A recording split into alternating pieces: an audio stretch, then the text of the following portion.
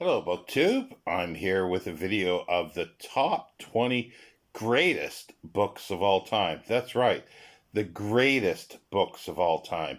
The definitive, the one and only list that you'll ever need to see. Forget about all those other lists that are on the internet. And these are the top 20 greatest books of all time. The idea of this came about when I was having a discussion with a booktube friend, and I was sort of lamenting that I don't have, huge amounts of subscribers or views, and they suggested that I should do a 20 greatest books of all time video, and I will get a gazillion views, a gazillion subscribers, and that will translate into a gazillion dollars in ad money. Well, I'm not sure what the conversion of a gazillion dollars is to British pounds, but it sounds pretty good. So make sure you watch this video all the way through, hit that like button, subscribe, and bang that bell to get notifications. Bang that bell. Well, 20 top 20 greatest books of all time. Well, let's get to the list. Number 20. Drum roll, please. Bringing in at number 20 is Moby Dick by Herman Melville, published in 1851. It's about a big dick, a big whale, who's a dick, named Moby. Yeah, that's all you need to know. I'll be referring to my phone occasionally because I've got the list on my phone. Number 19 is Don Quixote.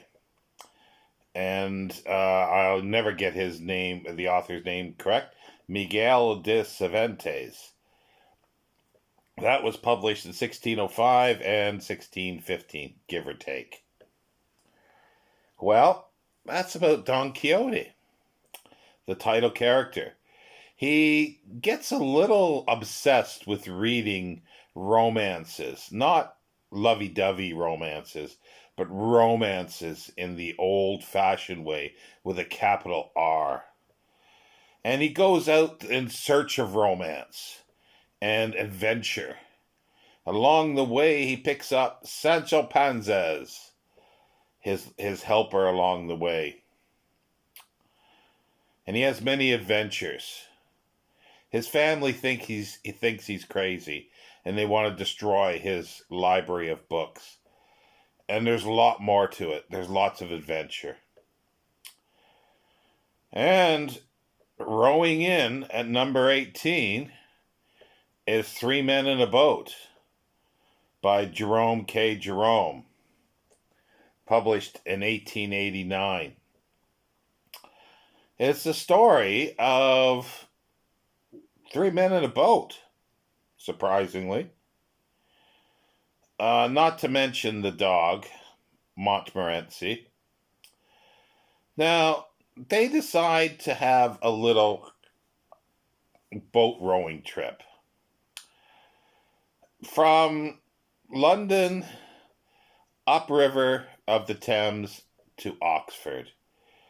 And hilarity ensues. Well, sort of. There's lots of scenery being discussed and talked about, a little bit of history along the way, and their fortunes and misfortunes along the way as well. A great book. Now, number 17 is a little different. It is Ballads of Books, edited by Andrew Lang in 1888. It is a collection of poetry. And as the title suggests, the poetry is about books. fabulous collection of poetry. And I knew I'd had to have some poetry on this list here. So it is Ballads of Books. Number 16 is A Ghostly Tale, or is it? Turn of the Screw by Henry James in 1898. And I say, is it a ghostly tale? Well, yes, that is the question.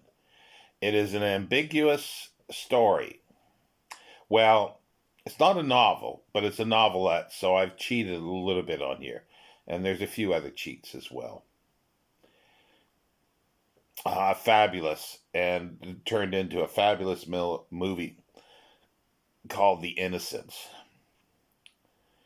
And we're getting a quarter of the way through here. Number 15, Lost Illusions by Honor de Balzac. And that was serialized, written over the years 1837 to 1843. I knew I'd have to get a Balzac in here. He's one of my favorite writers.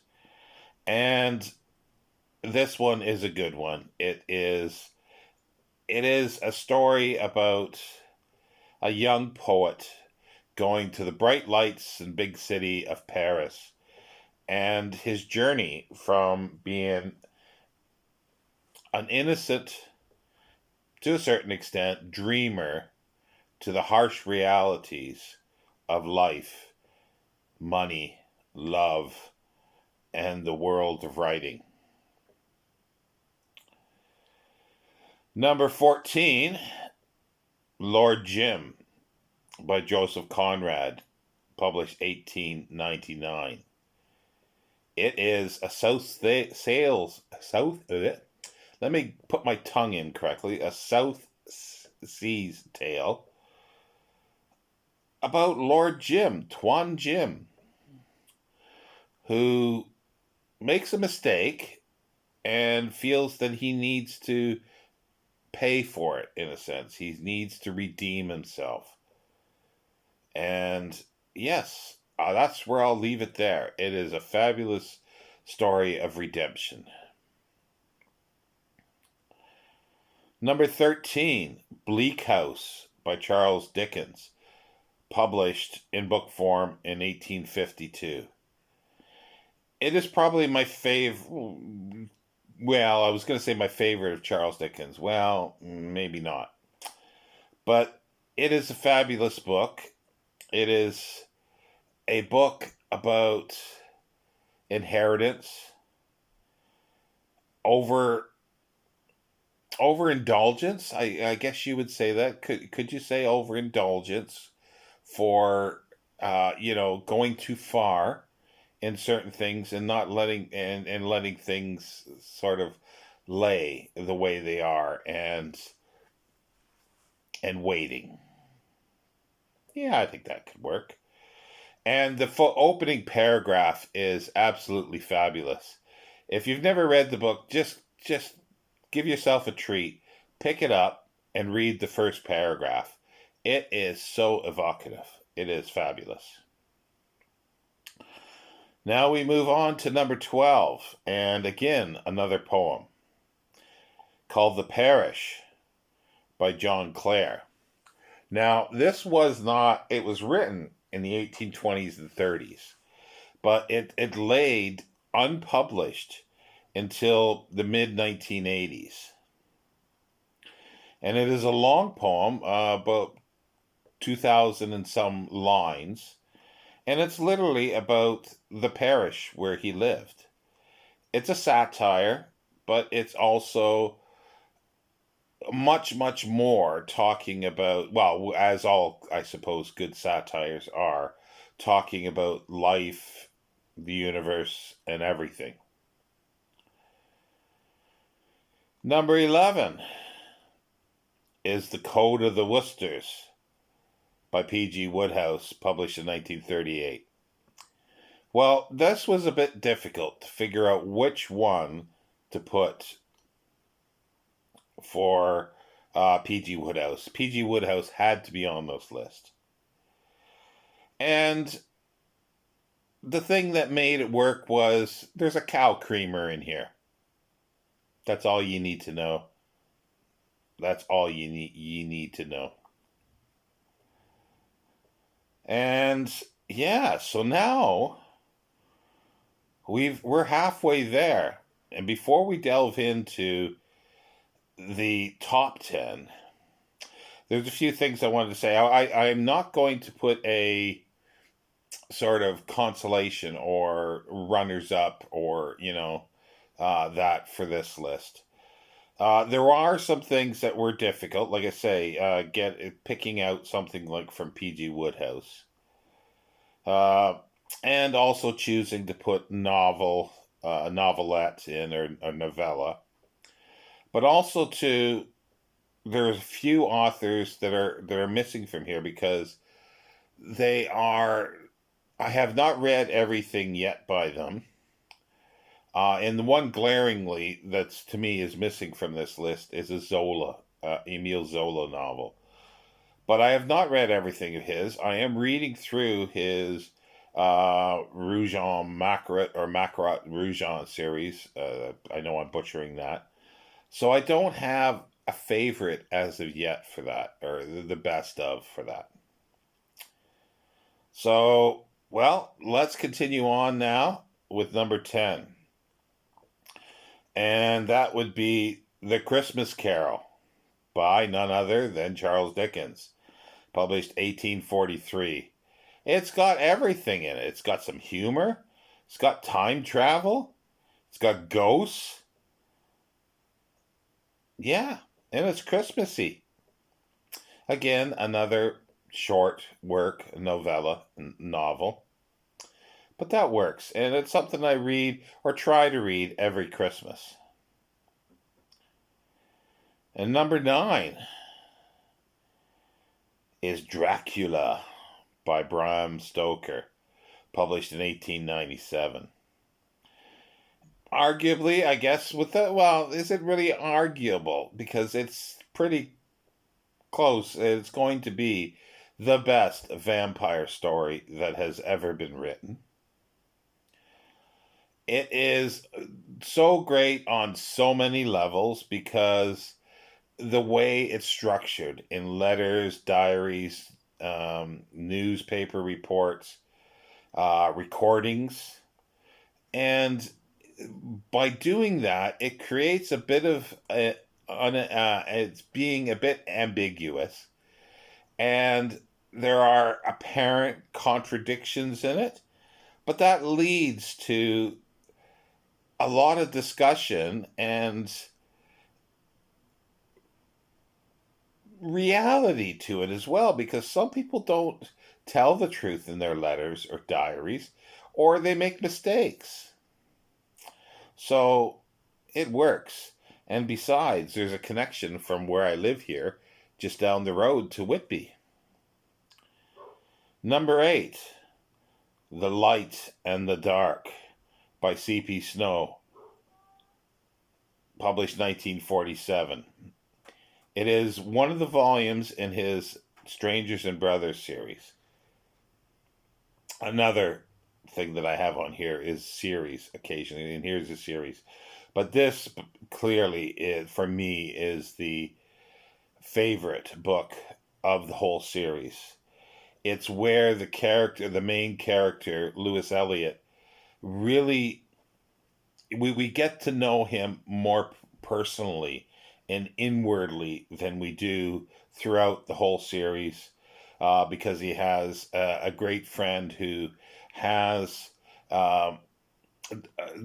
depression at times, probably, I guess you would say, maybe bipolar, possibly. And we get to know both of them very, very well through their discussions of just everyday life, but also philosophical discussions, scientific discussions, and just of how other people view them as well. And it's a very, very good exploration into those things.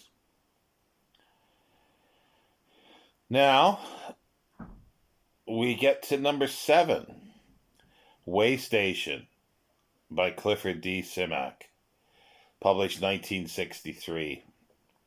Well, I think everybody knew that Simak was going to come on this list. And yeah, I'm sure many thought, oh, it's going to be 20 Clifford Simak books. Not quite. Waystation, just reread it. It was May's reading for Simak 2024, and it is about Enoch Wallace, who is a station master on an intergalactic highway, I guess you would say, or travel network for aliens. But other things are happening, other things are afoot, and Enoch must act and do things. And we learn a lot about Enoch, aliens, humans, philosophy, the kind of things that are usual for Clifford Simak. And number 6, The Count of Monte Cristo by Alexandre Dumas. And that was published 1844. And it's another 19th century French author on here and book. It is also a tale. We had this of redemption before. It's a tale of redemption and revenge. Set a little after the Napoleonic era, 1820s, similar to Lost Illusions for time period. It's a fabulous book. Now, we are getting close to the end. 5 more to go. Are you ready? Drum roll. Get your seatbelts on. Number 5. This might be a surprise to some. City by Clifford D. Simak.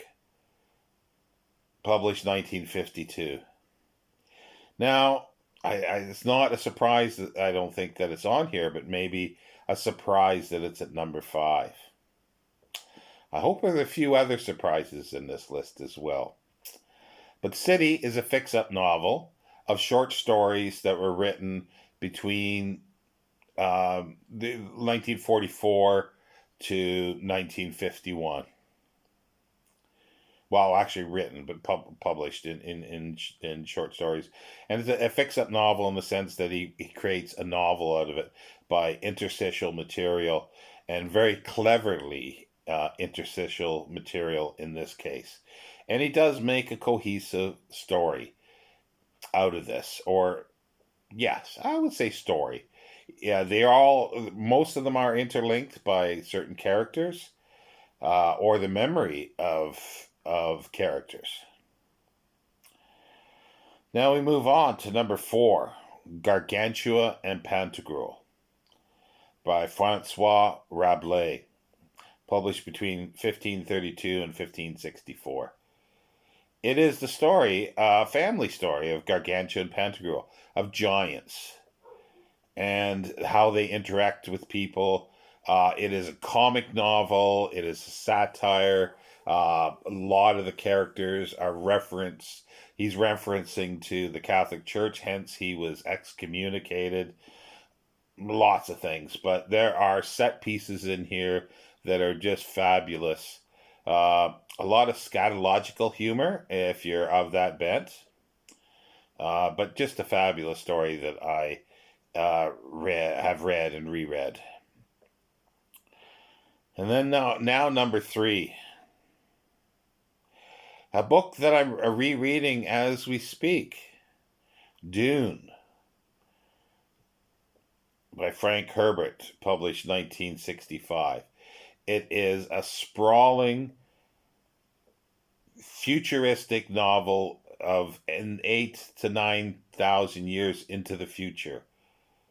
About a family, about a dynasty, about an empire, about a planet, about an individual, and how all those things interact, and prophecy. politics, everything, all intertwined. The ecology of a planet.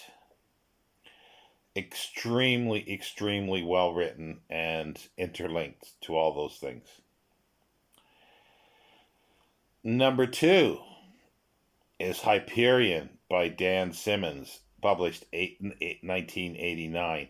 See, again, these two books, the previous Dune and Hyperion, are part of a series. And Hyperion kicks off the first book in the Hyperion Cantos. It is a sprawling book. It is a space opera on the surface, but it's like an onion, and you can continually peel away layers about semiotics, philosophy, religion, science, the human's place in the universe with other intelligences. It is a fabulous book. Now, as I say, there's series in here as well, but I had to pick one book, but they do stand in for the whole series as well. Now, the number 1 book, drum roll, and this may not be a surprise because if you know me and you know I haven't said this one so far, you probably can guess what it is. And if you guessed Les Miserables, you're right. By Victor Hugo, published 1862. It has been called many times the greatest book, greatest novel ever written. I tend to agree with that. It's a sprawling history. Well, I would say history, yeah. It is in many ways a history of people, poverty, the poor, and the responses to that. And it is sprawling because it encompasses, even though it's really starts out in approximately 1815-ish and goes up to 1830 some, its span is much bigger than that. Its span is universal. It encompasses centuries. There's a microcosms about the poor. There's digressions, historical digressions, all centered as well around French society and Parisian society for the most part, but also universal. And that is my number 1 greatest book of all time, is Les Miserables. So thank you for watching. Thank you for watching this far. As I say, make sure you hit that like button, subscribe, bang that bell, and share. I need those gazillion followers. I need those gazillion views. I need those gazillion dollars, whatever that happens to be. Thank you, BookTube.